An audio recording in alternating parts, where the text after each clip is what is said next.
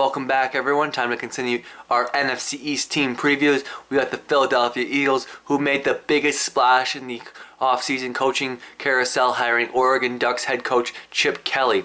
He's going to bring his high-paced, high-tempo, quick snapping offense to Philadelphia, where he replaces their longtime coach Andy Reid, who was fired and later hired in Kansas City. On offense, they restructured Michael Vick's contract and gave him a one-year, $10 million prove-it contract. And I expect him to succeed in this offense. I think it's well built for his skill set. I think he could have a big year. But he's got to limit his turnovers, stay healthy, and up his completion percentage. We go to running back, where they've got a nice two-head monster that emerged after Sean McCoy missed some of the second half of last year. And with Bryce Brown emerging, the former top recruit, sort of had a troubled college career, but found his way with the Eagles and was fantastic down the last 4 games of the year. And Sean McCoy will continue. If he's healthy, he's a top 5 back. He had 20 touchdowns 2 years ago, so expect him to have a big year. Go to wide receiver, and this is a position of concern because they lost their second and third best receiver, Aurelius Ben, Jeremy Maclin, both torn ACLs, both out for the year. That means more balls to Deshaun Jackson.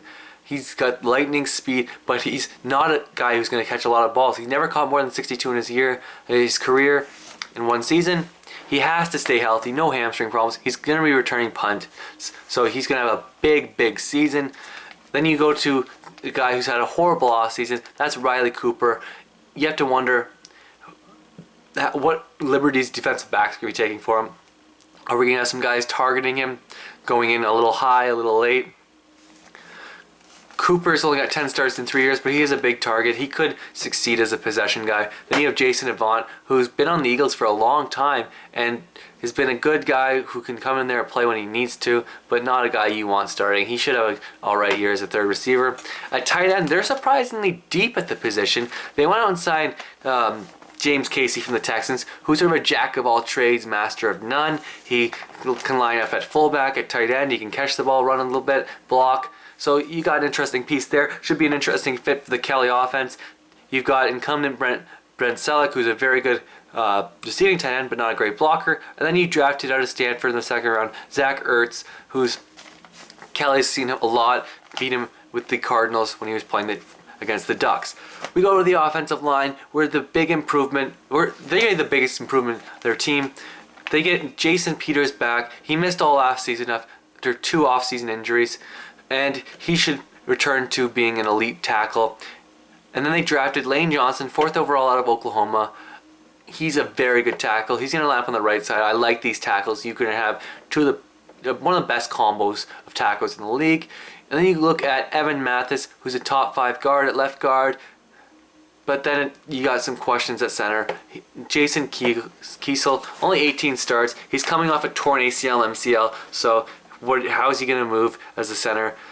Then Todd Hermans, he's coming off a foot injury that cost him a lot of time last year. But the good thing about him is he can line up anywhere on the offensive line and be successful. A very good player that lots of teams would like to have.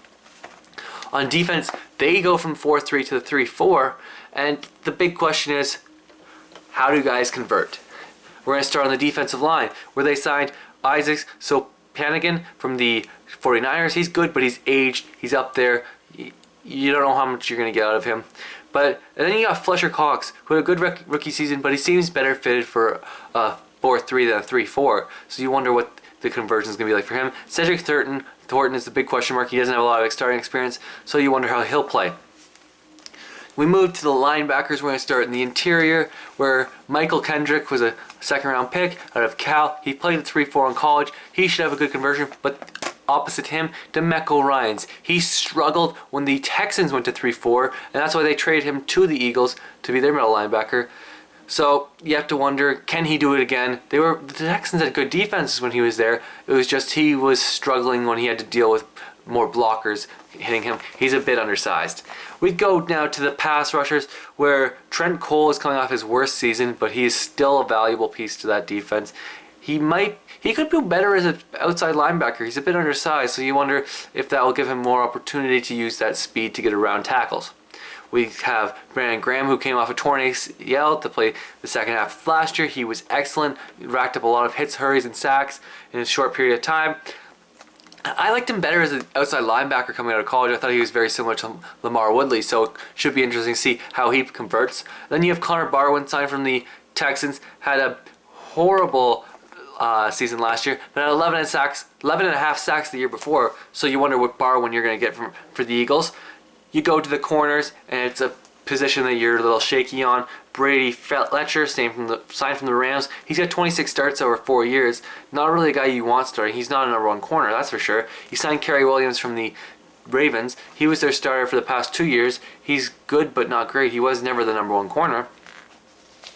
We moved to safety, where Nate Allen's yet to play a full season, but he was very talented this first year, and you haven't really heard much from him since. Then they signed Patrick Chung, second round pick out of Oregon, has some familiarity with Chip Kelly. He sort of flamed out with the Patriots. He couldn't stay healthy, couldn't stay on the field, couldn't make enough plays for Bill Belichick, and they let him go this offseason.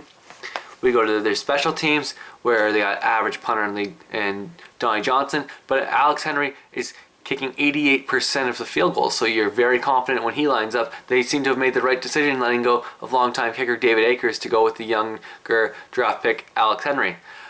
Then Damaris Johnson returns kicks. So I'm expecting this team to improve, but not a playoff team, not even close to it. 6-10 for the Philadelphia Eagles in first year of Chip Kelly, and that's my team preview for the Philadelphia Eagles.